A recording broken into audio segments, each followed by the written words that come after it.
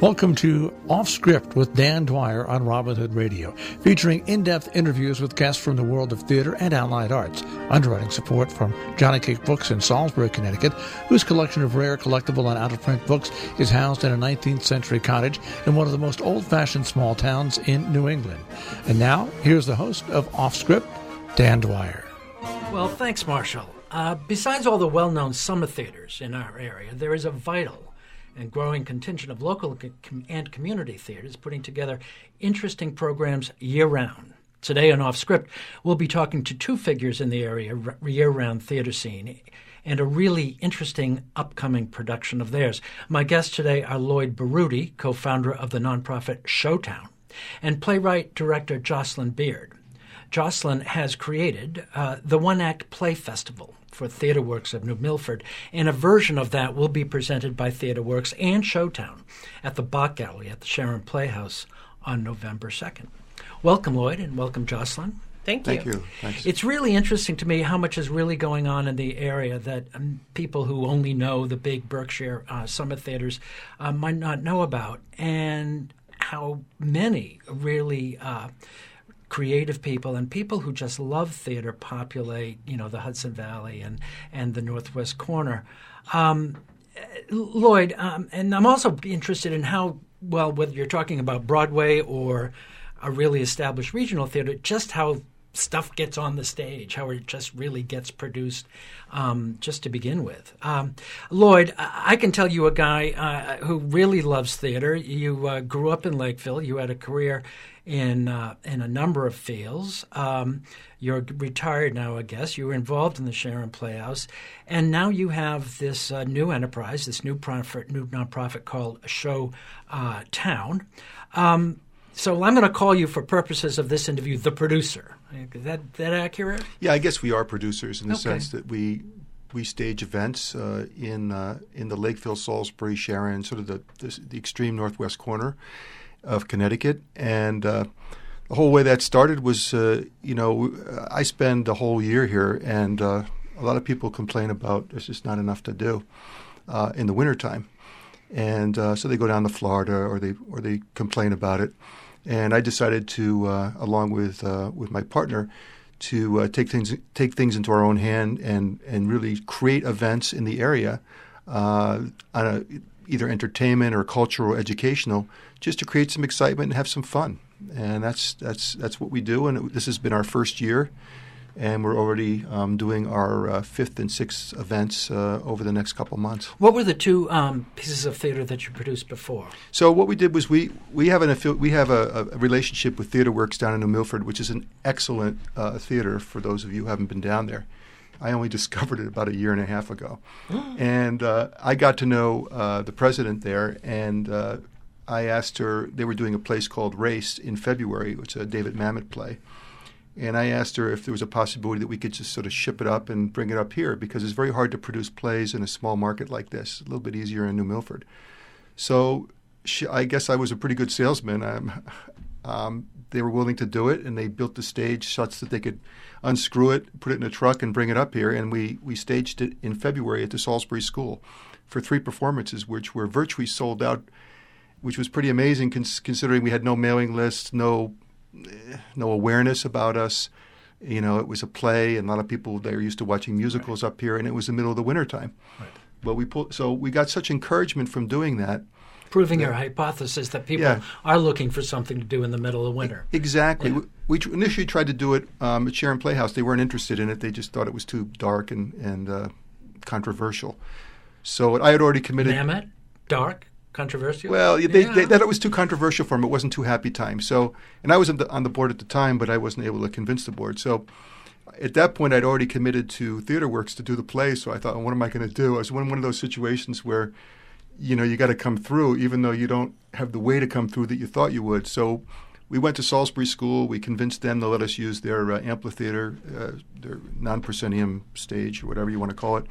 And we ran it there, and it ran flawlessly. I mean, it was really good. So at that point, we thought, okay, let's start doing some other events. So we did a jazz event at the White Hart that was sold out like 2 weeks before, we even staged it. It was just packed full. We did a couple of other events, and we constantly look for new plays. I go to like 2 or 3 plays a week, whether it's in New York or, in a wide area of wide radius of where we live here. And I only like maybe about 20% of the plays I see.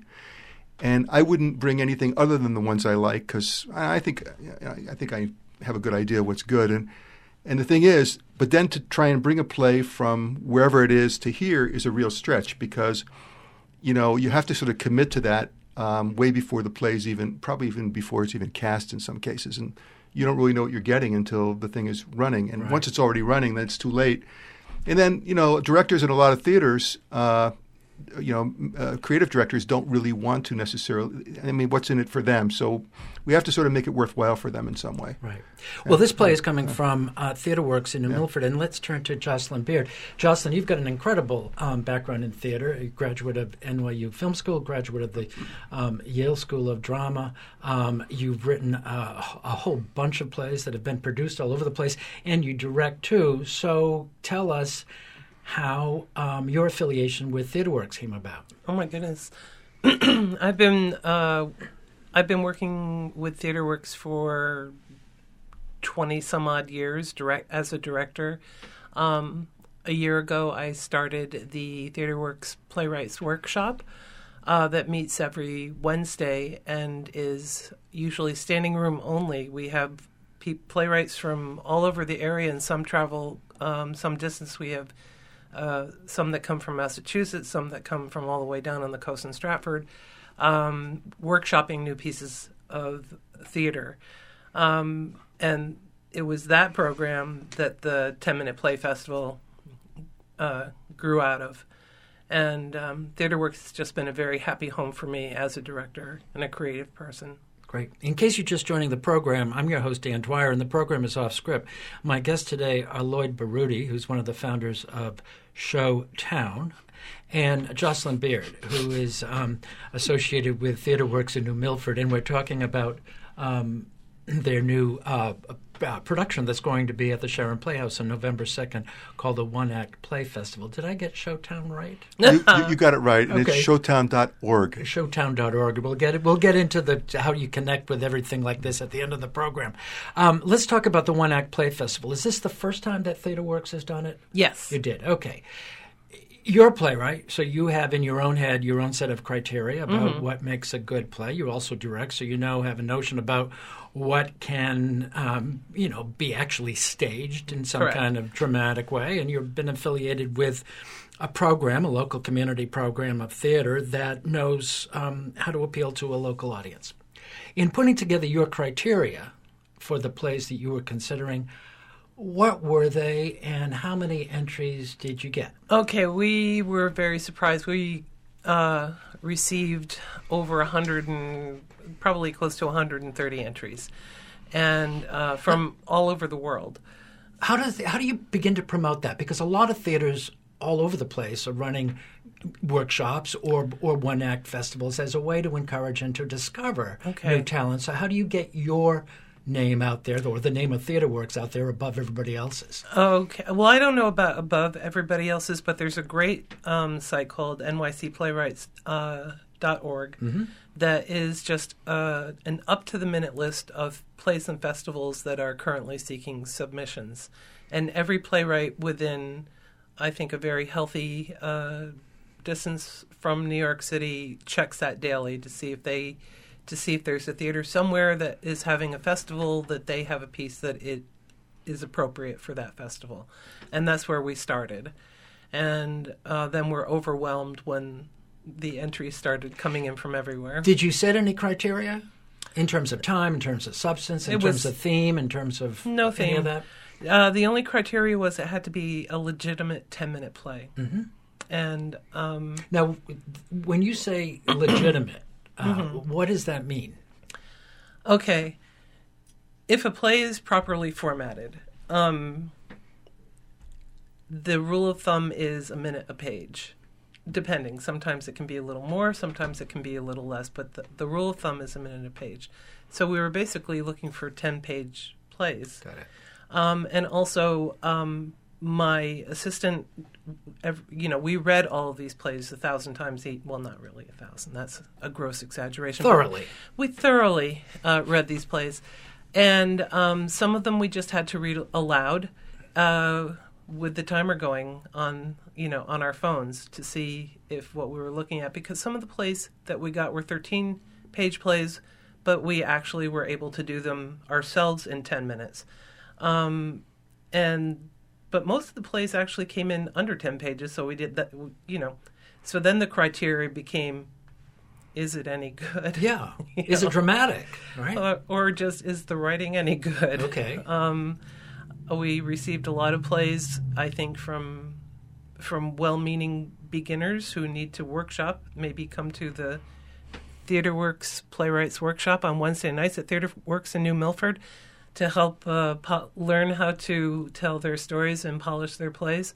But the preponderance of the material we received was really quite astounding. Do you get material or a play where a playwright thinks they have a play, but basically they just have a character study? Correct, yes. Yeah. Yeah. So then the question becomes, in just a 10-minute play, how does a playwright construct, if not a beginning and a middle and an end, at least some kind of inherent or integral conflict so that there really is something, well, let's say dramatic in that 10 minutes? Yeah, I mean, back in the day, a 10-minute piece of theater was referred to as a turn, as you probably know. And it was just sort of an exercise in maybe getting a piece started, or just an exercise in creating a character. But then the Actors Theater of Louisville, which is arguably one of the best regional theaters in our country, sort of got turned on by the concept of 10 minutes and started the first national 10-minute play competition, which attracted playwrights like Mamet and Wally Shawn and people like that. And when was this, roughly? That was back in the I'm thinking of the early 80s. Yeah. And that's when the 10-minute play became a thing. And just as a short story can be in many ways more difficult to write than, a 1,200-page novel, when you're constraining yourself, when you have to get from here. Oh, I'm doing something visual. When you have to get from... I'm following you because I'm sitting across from you, but I know exactly what you mean. I think the audience does too. It has to be a legitimate story. It can't be some impressionistic, it has to have a conflict that's introduced. It has to have a journey that's traveled, and it has to have a resolution. And to accomplish that in 10 pages of dialogue is an incredibly difficult thing to do.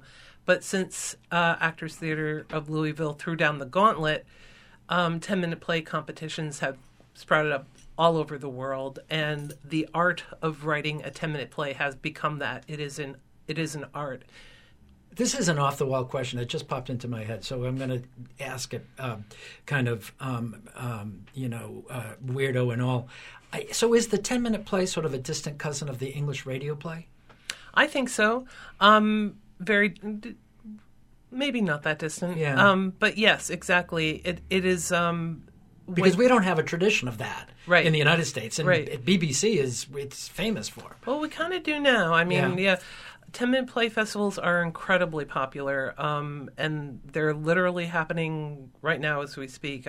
2 summers ago, my daughter was involved in one in Queens at the Secret Theater that literally went on all summer long. I never saw anything like it in my life, and every single performance was, she was involved in 2 of the plays that were in that one, one of which went on to the Sam French this year. Seeing all that enthusiasm for 10-minute plays, and I mean, there's something about a story that can be told in 10 minutes that's very pleasing, depending on, I mean, it's great to sit and watch a full-length play, obviously. But there's something about watching the gimcrackery of how a story has been, presented in such a finite space for an audience that is it's a lot of fun. And most of these 10-minute plays, for people who may not be familiar with them, have very small casts.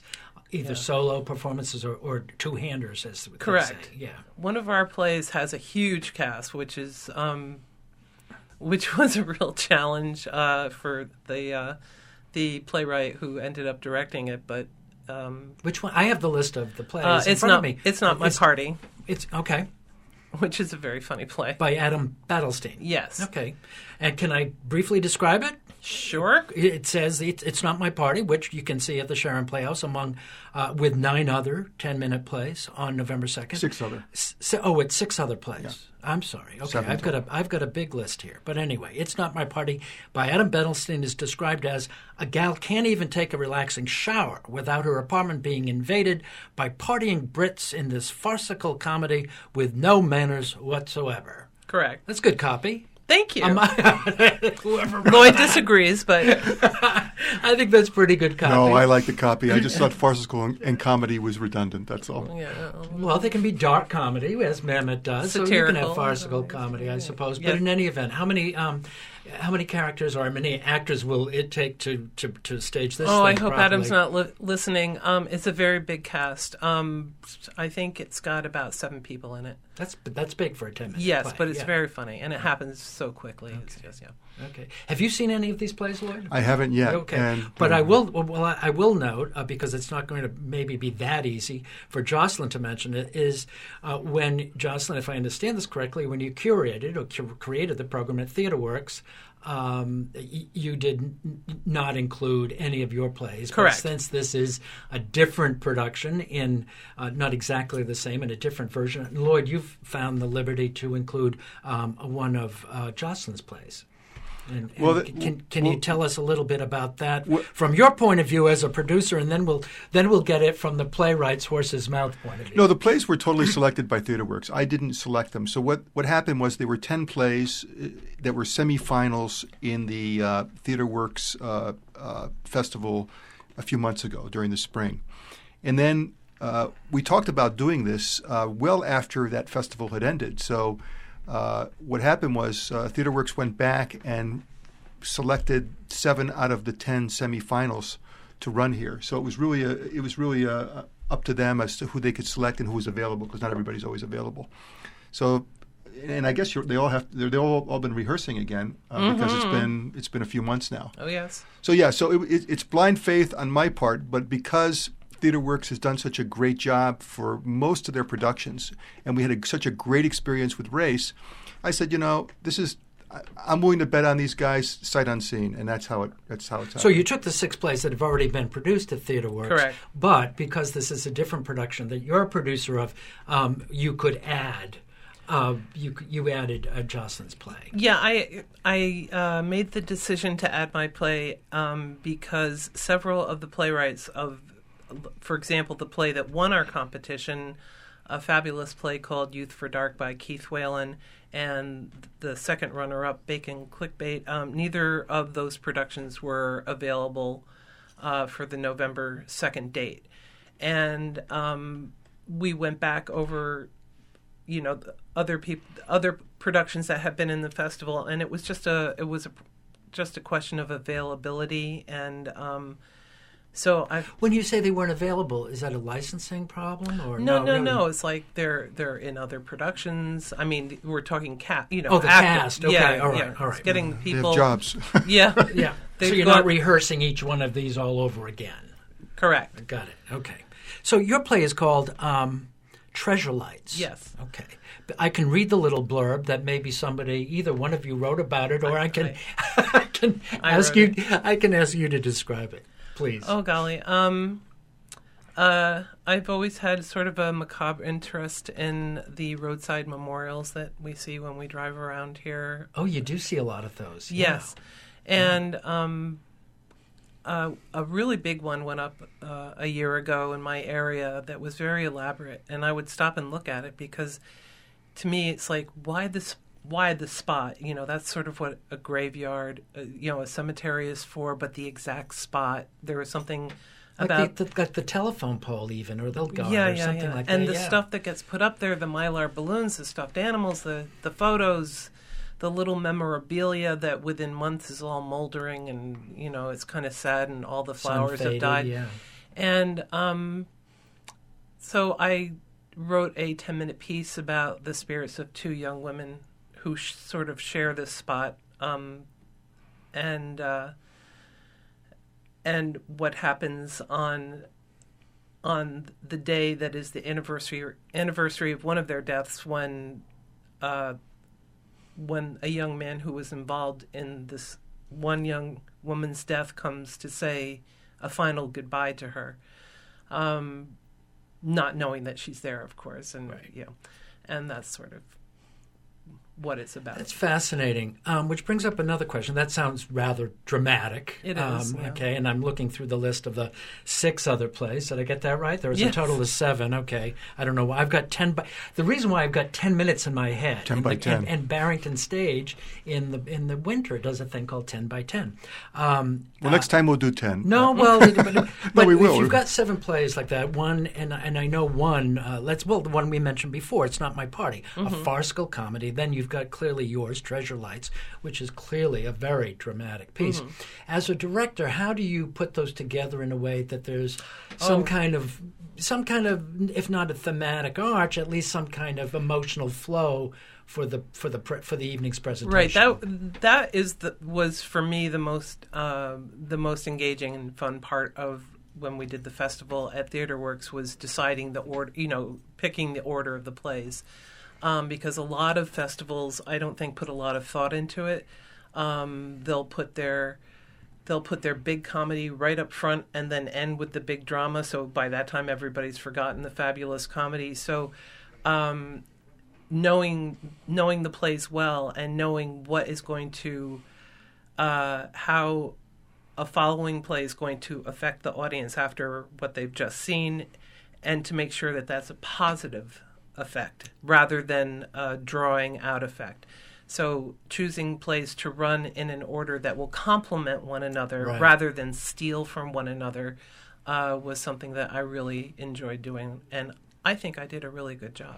Good. The order creates a little bit of a challenge because we're asking the audience to vote on the plays, and both in terms of several parameters: the actors, the actresses, and the plays themselves. Hold that thought. I just want to tell people what they're listening to. The program, again, is Off Script. I'm your host, Dan Dwyer, and my guests today are Lloyd Baroody, who's one of the co-founders of ShowTown, and Jocelyn Beard, who's affiliated with the TheatreWorks of New Milford, and they're talking about the production that will be presented at Sharon Playhouse on November 2nd called the One Act Play Festival. So if people go to the One Act Play Festival at the Bott Gallery on November 2nd in Sharon Playhouse, will they vote on this? They get to participate, which is kind of interesting because that doesn't usually happen, as you know. And so in order to help people remember what they saw, because if when you're the 7th play, you probably forgot quite a bit about the first one. We're going to give them blurbs on each one, sort of similar to what we've got in front of us now, and pencils so they can write their little notes, and just tell them up front, look. Everybody loves to be a critic. This is their chance. Dan, we were originally going to ask you to come and and maybe a couple of other critics to come and do it, but then I'm not a critic. I'm a reviewer, but that's a separate discussion. Anyway, but we felt that it would be too heavy-handed to have such experts, so we figured a bunch of amateurs like ourselves would be adequate. So it's going to be one man, one vote. Yeah. Yes. So this will not be an elitist enterprise where the reviewer or the critic's opinion will be superseded on the masses. No, if I had my druthers, I'd have you do it simultaneous, and we'd compare the two and see how smart you are. But but we don't have that luxury. Well, I'm often a judge at the Samuel French, which has several judges per session, as you know, and a lot of responsibility there. I'm not sure if you're acquainted with the Airy. Do they call themselves 20 by 20? It's a one-act play festival that happens at the Phillipstown Depot Theater in Garrison, New York. They've been doing a one-act festival for years and years and years, and it's a great festival. And the audience votes there.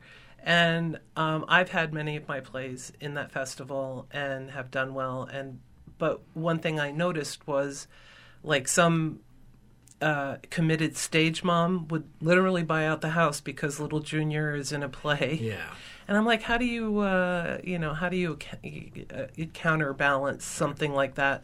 So what we did was to keep somebody from stacking the house with voters, we had a judge at every single performance that we did, in case there was like an overwhelming vote for a play that was to eliminate the outlander. Yes. In other words, good. And we only, I believe, had to. I think just one time we had to consult with the judge.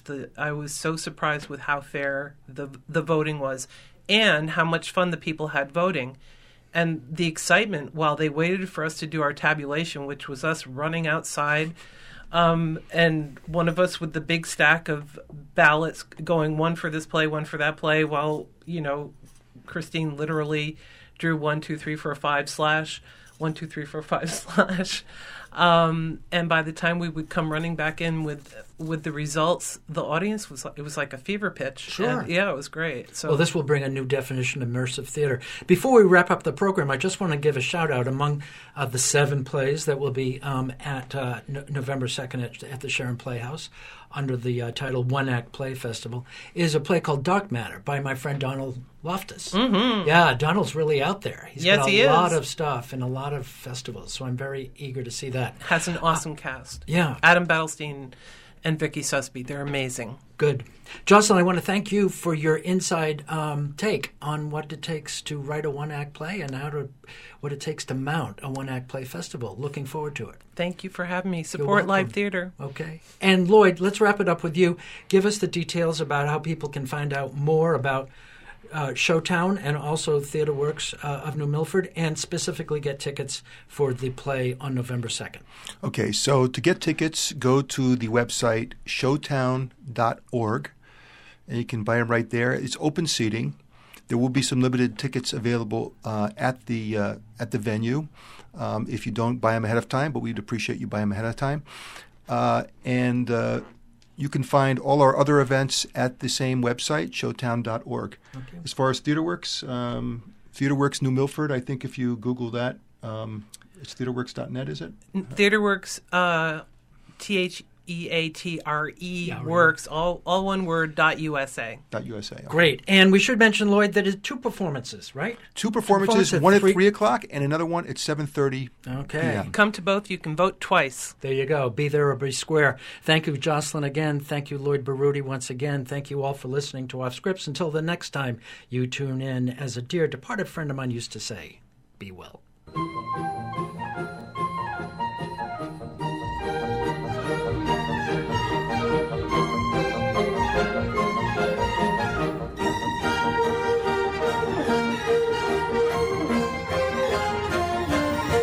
Underwriting support for Off Script with Dan Dwyer from Johnny Cake Books in Salisbury, Connecticut, whose collection of rare, collectible, and out-of-print books is housed in a 19th century cottage in one of the most old-fashioned small towns in New England.